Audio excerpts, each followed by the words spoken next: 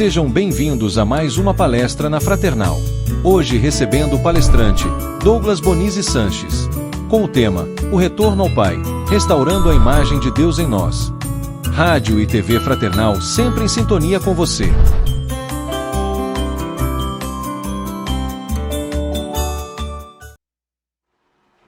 Olá, peço licença para passar esse tempo, esses próximos 30 minutinhos aí, para a gente refletir um pouco mais sobre a doutrina espírita. E eu gostaria também de rogar ao nosso querido Mestre Jesus para que ele ilumine a nossa compreensão no decorrer dessas reflexões, mas que essa luz não fique somente no nosso entendimento, que ela possa acessar também os nossos corações, onde de fato a transformação que a doutrina nos apresenta acontece. Hoje, nós vamos falar um pouco sobre a nossa condição de imagem e semelhança com Deus. E o que isso quer dizer na ótica de um grande espírito que passou por este planeta. Mas antes de falar sobre o tema especificamente, eu acho que faz sentido explicar um pouco o porquê que a gente chega nesse tema. Quando a gente olha ali no Evangelho segundo o Espiritismo, no capítulo Eu Não Vim Destruir a Lei, Kardec coloca ali que a doutrina espírita ela é uma consequência de revelações anteriores. Teve ali a primeira revelação, que o povo hebreu recebeu. Teve ali a segunda, que o próprio Cristo trouxe para a gente, e que o Espiritismo vem se posicionar como a terceira revelação. E aí, se a gente der um salto em termos de capítulos e de obras da codificação, a gente vai encontrar ali, na Gênese, no seu primeiro capítulo, também, talvez o maior capítulo que Kardec escreveu nas obras. Ele tem muitos parágrafos, mas ali ele explica exatamente o que ele considera uma revelação, se a gente pode considerar o Espiritismo de fato uma revelação, e qual é o caráter da revelação, ou seja, a característica da revelação espírita. E ali ele comenta o seguinte, que revelação é tudo aquilo que a gente não consegue, através do nosso conhecimento, alcançar, e a gente precisa de informações do alto. Informações que a nossa inteligência não conseguiria alcançar sozinha. Mas ele diz também que a gente chama o Espiritismo de terceira revelação, mas ele não reduz a somente 3 revelações que aconteceram no planeta. Tiveram várias revelações. Ele chama o Espiritismo de terceira revelação porque, em termos de sequência e evolução de conhecimento, ele é a terceira na ordem que veio dos judeus, do Cristo e o ponto em que a gente está agora. Mas outras coisas também podem ser consideradas como revelações. Como, por exemplo, descobertas científicas. E aí a gente fala, como assim, né? Como uma descoberta científica é uma coisa que nós precisamos de um auxílio do alto para alcançar? Ali a gente entende que as revelações, elas acontecem através do mecanismo da mediunidade e elas sempre aconteceram pelo mecanismo da mediunidade. Talvez a única que não aconteceu pelo mecanismo da mediunidade foi a revelação do próprio Cristo, a segunda revelação. Porque ele veio diretamente, ele não precisou de nenhum receptor para capturar a mensagem, interpretar a mensagem e divulgar a mensagem. Mas todas as outras revelações, elas passam pelo processo da mediunidade. E às vezes nós descobrimos coisas, enquanto humanidade, enquanto seres humanos, mas a gente nem sabia, nem fazia ideia que tinha um espírito por trás, auxiliando, através da intuição, a gente a chegar nessas conclusões. Então, a gente entende que as revelações aconteceram através da mediunidade. E ao entender isso,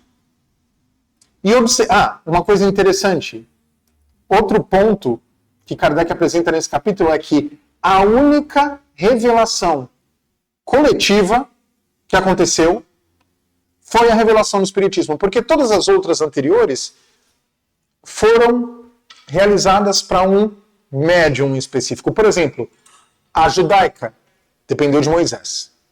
Ele fez ali o Pentateuco mosaico. Então, recebe o nome de revelação mosaica. A revelação que o Cristo trouxe para a gente, apesar de não ser mediúnica, teve uma única pessoa como divulgadora da mensagem. Então, ela é a revelação cristã. E ele fala da revelação budista, que veio de Buda, a revelação de Maomé. Então, sempre tem um ser humano específico que recebe a informação e divulga. A única revelação que foi coletiva foi a revelação do Espiritismo. Por quê? Ela foi coletiva tanto por aqueles que enviaram, quanto por aqueles que receberam. Por quê? Porque foram vários espíritos em lugares distintos, com variados médiuns que chegaram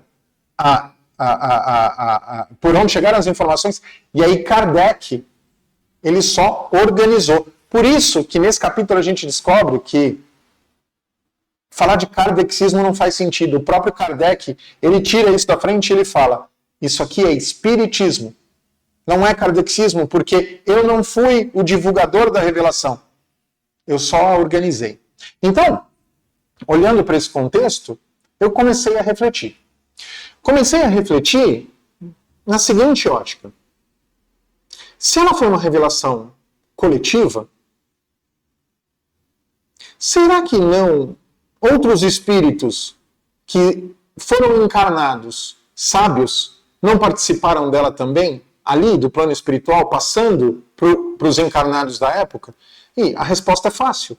Se a gente tem mensagens mediúnicas de Sócrates, de São Paulo, de Santo Agostinho e de diversos outros espíritos, no Livro dos Espíritos, na Revista Espírita, no Livro dos Médiuns, é óbvio que eles participaram da codificação. A gente sabe que quem organizou a codificação do lado do plano espiritual foi São Luís. Então, espíritos de alto nível de conhecimento trouxeram as informações. E baseado nisso, eu comecei a me questionar.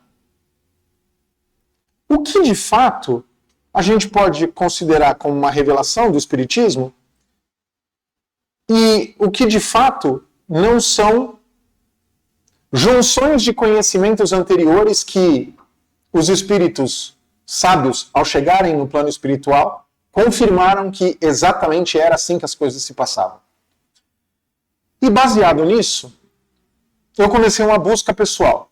Uma busca pessoal por encontrar os ensinamentos que nós temos dentro do Espiritismo, dentro da teologia e da filosofia conhecida dentro do planeta Terra. Isso não quer dizer que eu vou conseguir identificar de fato quem foi o primeiro autor que conseguiu alcançar aquela ideia, mas pelo menos eu vou conseguir entender que de onde essas ideias vieram. E eu comecei a fazer essa busca. E fazendo essa busca, eu comecei a encontrar ideias, conhecimentos que são idênticos ao Espiritismo, de fontes que eu nem imaginava. E ao entender essas ideias, eu comecei a encontrar outras ideias desses mesmos personagens e atores que trouxeram antes as ideias que hoje nós, no Espiritismo, aprendemos, conhecemos e procuramos nos aprofundar. E aí eu comecei a ver desdobramentos dessas ideias dentro do pensamento deles. E eu fiz essa introdução agora para falar desse personagem e da ideia que está contida no tema que a gente está discutindo hoje. que é a questão da imagem e semelhança com o Pai. Esse personagem, nós, morando principalmente no estado de São Paulo, mas essa cidade é uma cidade conhecida no Brasil todo, esse personagem, ele é homenageado por uma cidade, e que, por coincidência, é a cidade onde eu nasci. Esse personagem é São Bernardo de Claraval. Para vocês terem uma ideia, São Bernardo de Claraval, ele viveu no século XII, e São Bernardo, ele foi reconhecido pelos que vieram depois como uma pessoa que conseguiu traduzir o processo de ascese, ou seja, o processo de evolução, o processo de transcendência do espírito. A ponto de, no livro da Divina Comédia, de Dante, Dante ele passa pelo inferno, ele passa pelo purgatório e ele passa pelo paraíso nesse livro. E ele tem alguns guias. Ele tem o primeiro guia dele, que é Virgílio, ele passa a maior parte do tempo com Virgílio no inferno e no purgatório. Quando ele vai para o paraíso, ele vai com Beatriz. Beatriz era como se fosse uma musa inspiradora de Dante. Mas chega um ponto que nem Beatriz consegue seguir. E o personagem que guia Dante na sequência da jornada pelo paraíso é São Bernardo. Porque Dante coloca São Bernardo como uma pessoa capaz de, intercedendo para Maria, permitir com que Dante, apesar das imperfeições dele, conseguisse ver a Deus. Então, São Bernardo, ele, dentro de sua história, que é riquíssima, ele tem essa condição de apresentar ideias que nos auxiliam a alcançar a transcendência. E é dessas ideias que a gente vai falar agora. São Bernardo, ele usa uma ideia que nasceu ali no século II, porque como eu comentei para vocês, eu estou muito numa busca de encontrar a origem das ideias. E essa ideia, por onde ele começa, ele não foi o primeiro a falar. Quem falou foi Irineu de Lyon, no século II. Mas São Bernardo, ele diz o seguinte, a partir das ideias de Irineu de Lyon. Ele fala, quando a gente recebeu a informação na Bíblia, ali no Velho Testamento, de que nós fomos criados à imagem e à semelhança de Deus, isso tem uma condição específica. E, refletindo sobre isso, é até curioso, porque a gente olha assim e fala, fomos criados à imagem e semelhança. Por que a imagem e a semelhança? Imagem e semelhança, teoricamente, não seriam a mesma coisa? Não seriam sinônimos? Se fosse sinônimo, não estava separado. A gente para refletir de forma lógica. E o que São Bernardo de Claraval nos indica é que nós fomos criados à imagem e a imagem nós recebemos e ninguém pode tirar a imagem de nós. E a primeira coisa que a gente faz, né, quando ouve isso de fomos criados à imagem de Deus, a primeira coisa que nós pensamos é, então Deus é um ser com um corpo, 2 braços, uma cabeça, 2 pernas, né? No meu caso, que eu deixo minha barba branca, Deus tem ali sua barba branca, né? A gente é dito o que a gente faz com Deus, nós nós transformamos Deus em um ser humano. E não é o caso. Deus ele é imaterial, e a gente sabe disso, e isso está lá, inclusive na pergunta 13 do Livro dos Espíritos. Então, o que seria essa imagem de Deus? São Bernardo de Claraval ele diz o seguinte, a imagem de Deus é o livre-arbítrio. A nossa capacidade de julgar e de escolher.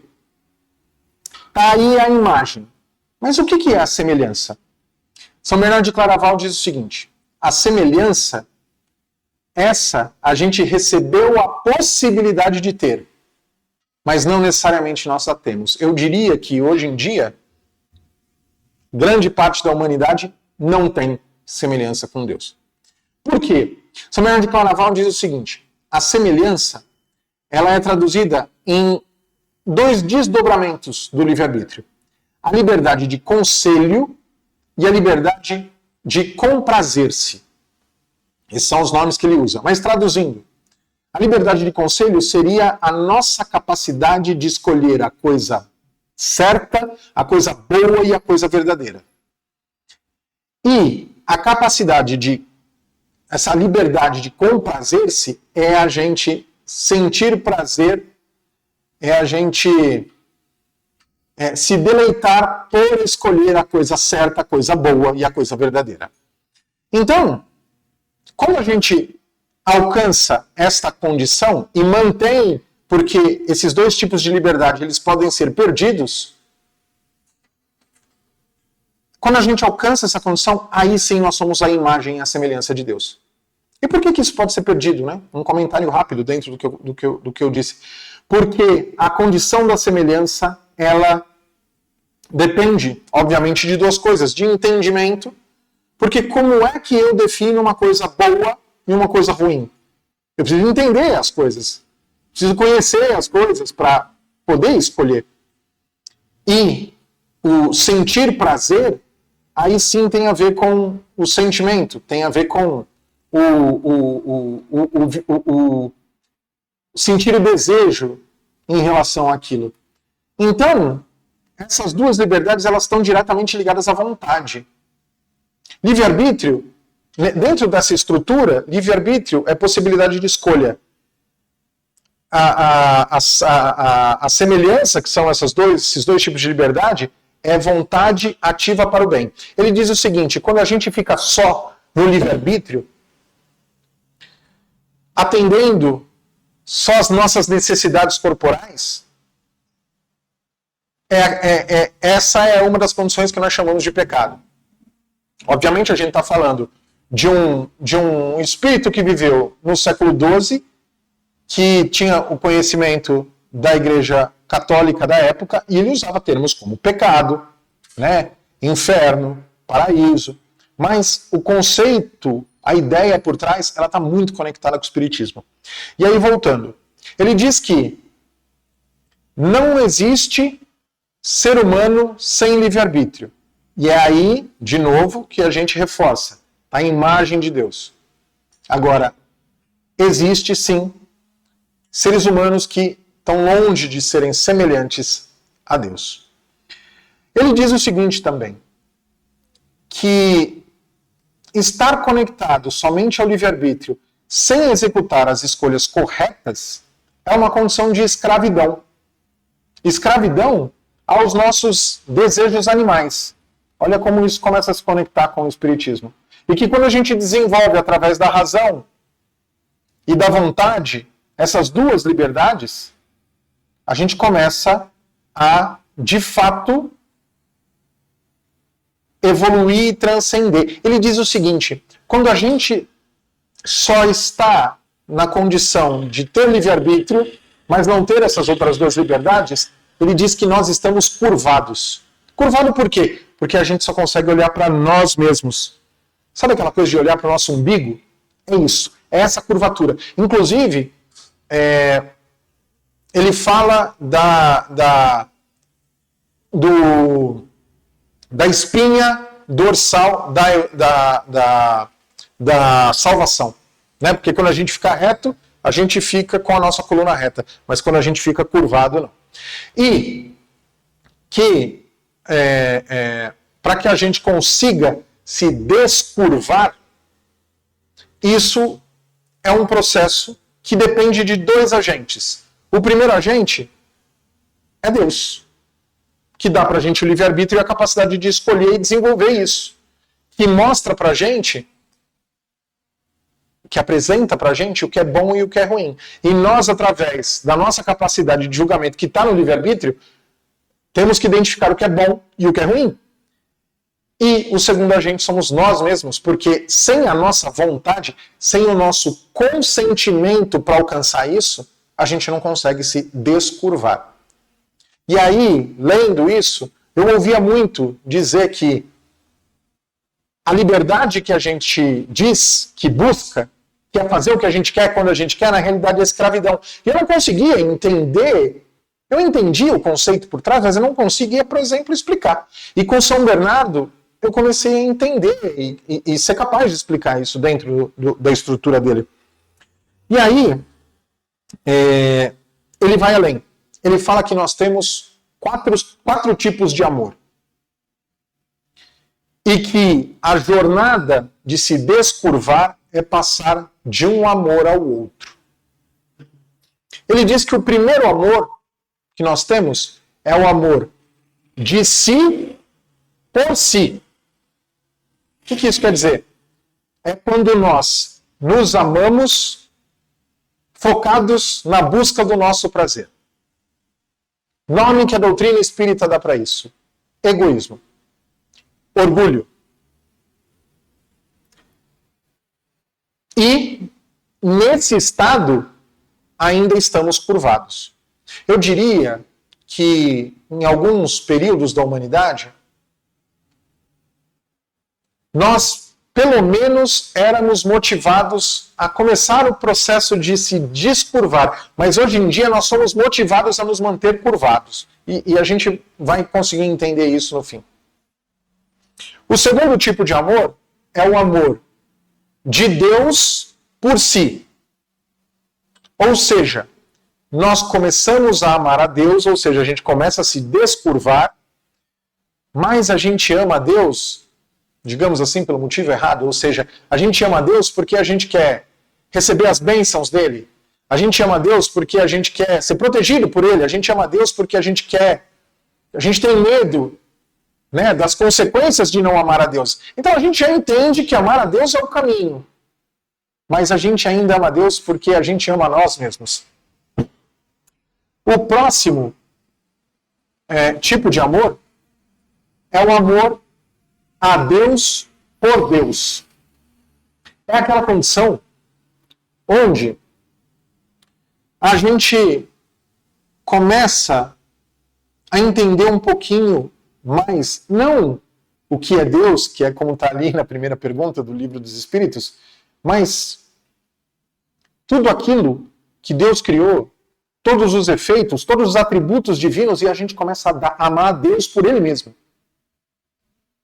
A gente deixa de amar a Deus porque a gente quer receber alguma bênção ou porque tem medo dele, e ama a Deus porque Ele é Deus. E São Bernardo diz, inclusive, que raras são as pessoas que encarnadas, ele não usa a palavra encarnada, mas ele diz assim, raras são as pessoas que nessa vida alcançam esse estágio.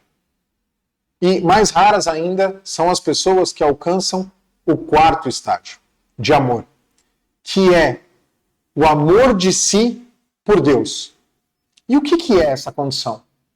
Essa condição é entender que nós, enquanto criaturas, filhos desse ser que nós aprendemos a amar no estágio anterior, nós também devemos ser amados.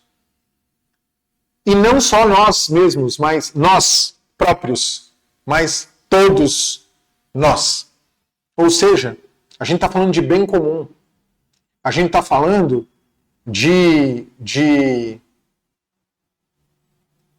conseguir amar a tudo que Deus criou.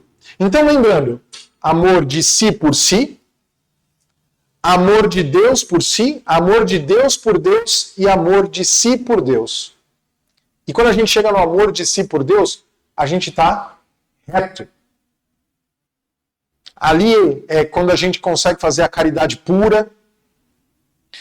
E, inclusive, ele chega a comentar que Jesus veio dar exemplo do amor de si por Deus. E isso a doutrina fala para a gente também, porque Jesus é o nosso guia e modelo. E depois de entender isso, ficou mais claro para mim, quando Jesus diz que Ele e o Pai são um, é justamente porque Jesus apresenta para a gente que Ele é imagem e semelhança. Porque Ele mostra o que é ser semelhante a Deus. Então, de certa forma, o que São Bernardo está trazendo para a gente acaba sendo também um guia prático do que a gente tem que fazer para se descurvar. A gente tem que escolher as coisas boas e sentir prazer pelas coisas boas, buscando Deus, para que Ele nos ajude a enxergar isso. Para que Ele nos dê entendimento e para que Ele nos ajude a melhor utilizar o nosso livre-arbítrio. E basicamente, a doutrina fala a mesma coisa, de outra forma. E aí, um ponto interessante, que algumas pessoas, inclusive, dizem que São Bernardo de Claraval traz uma das primeiras psicologias do planeta. Porque ele diz o seguinte: nós, enquanto encurvados, buscamos alimento nas coisas fúteis, nas coisas pequenas, em migalhas da vida, que são os prazeres corporais que a gente tem. E que isso nos torna vazios. E que ao estarmos com esse vazio interior, e por nós sermos imagem irrevogada de Deus, ou seja, nós temos o livre-arbítrio quando nós nos olhamos no espelho, e não é no espelho físico, mas quando nós olhamos para nós mesmos, e identificamos que nós temos a imagem, mas não temos a semelhança, nós nos horrorizamos com nós mesmos. E daí vem estados onde, talvez eu diria que ansiedade, depressão que a gente sente hoje tem a ver exatamente com isso. Nós nos alimentamos de migalhas da vida, ao invés de conectarmos com a fonte verdadeira, através de desenvolver, nos alimentar para construir a semelhança com Deus, para de fato a gente conseguir olhar para esse espelho interno e encontrar a imagem de Deus que está impressa no nosso DNA espiritual com a nossa semelhança com Ele. E isso também a doutrina traz para a gente, é o que a doutrina chama de felicidade. Então, um ponto importante. Quando a gente fala que esse é um aspecto psicológico que dá para a gente encontrar em Bernardo de Claraval, a gente precisa tomar cuidado, porque quando a gente fala de psicológico, coisas que vêm na nossa cabeça, nós temos o id, o ego, o superego, o consciente, o inconsciente. E uma coisa que São Bernardo diz de forma clara é que isso é uma questão de escolha, isso é uma questão existencial, isso é um posicionamento que nós temos que ter em relação à vida. Então, quando a gente fala de psicologia, a primeira coisa que vem na nossa cabeça é, então, a minha diferença entre semelhança e imagem é uma doença psicológica? Não, não é uma doença. É sim a distância que a gente tem para alcançar a perfeição. É o caminho evolutivo. E isso não tem nada a ver com patologia psicológica. Isso tem a ver com posicionamento existencial frente à vida. Ou seja, eu escolho desenvolver esta semelhança, reconhecendo o que é bom e buscando e sentindo prazer pelo que é bom. E aos poucos que eu vou entendendo, eu vou construindo essa semelhança. E aí eu escolho manter esta semelhança, que foi exatamente o que Jesus veio apresentar para a gente. Então, concluindo a reflexão, que nós sintamos muita gratidão por já termos a imagem de Deus. E o quanto que essa imagem nos habilita a ser criaturas diferenciadas. Porque as outras criaturas que a gente conhece, por exemplo, elas não têm a imagem de Deus. Nós temos. Mas que nós possamos buscar a semelhança com Deus. Buscando de fato o que São Bernardo buscou para a vida dele. Tem inclusive uma frase que ele usava nos momentos de dificuldade, onde ele parava e perguntava para ele mesmo: Bernardo, por que você está aqui? E ao entender a razão de ser da condição humana, ele conseguia voltar para o eixo, conseguia voltar para o processo de se desencurvar e modelar a imagem de Deus nele. E é por isso que ele é reconhecido como um espírito que, enquanto encarnado, buscou ativamente e talvez reconheceu o caminho para o processo evolutivo, que ele chamava de processo de salvação, mas que no Espiritismo a gente chama de processo evolutivo. Então que a gente possa, através desses conhecimentos, identificar de forma prática como que a gente toma as rédeas do nosso processo evolutivo e como que a gente, nesse processo, ajuda os nossos irmãos. Então, nesse momento, eu convido todos a, fechando os olhos, identificar essa imagem que nós temos, irrevogável, como eu disse, e que nos permite fazer o processo evolutivo de forma consciente. Mas que nós também busquemos entender qual é o caminho para a semelhança. São Paulo nos diz, na carta aos Coríntios, no capítulo 13, que nós ainda não conseguimos ver a Deus. Que nós conseguimos ver a Deus por um espelho, mas que um dia vamos vê-lo face a face. Que nós possamos limpar esse espelho e que, ao limpar esse espelho, nós comecemos a identificar esta semelhança, identificando o que é bom, identificando o que é belo, identificando o que é a verdade, deixando de olhar para baixo, encurvados, e passando a olhar para cima, onde de fato nós imaginamos que está o céu, que está o paraíso e que está Deus. Que nós tenhamos força nesse processo. E que ao modelar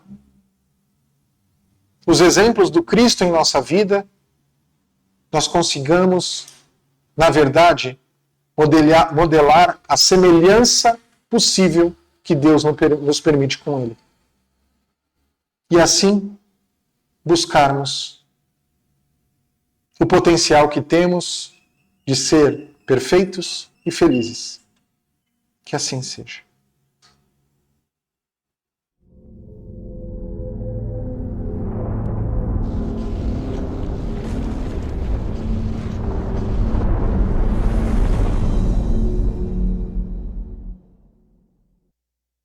Acabamos de apresentar mais um programa Palestra na Fraternal. Sempre uma palestra diferente com temas ligados à doutrina espírita. Assista pelo YouTube, pela TV Fraternal e também no Facebook. Ouça pelo aplicativo da Rádio Fraternal e pelo site fraternal.net.br.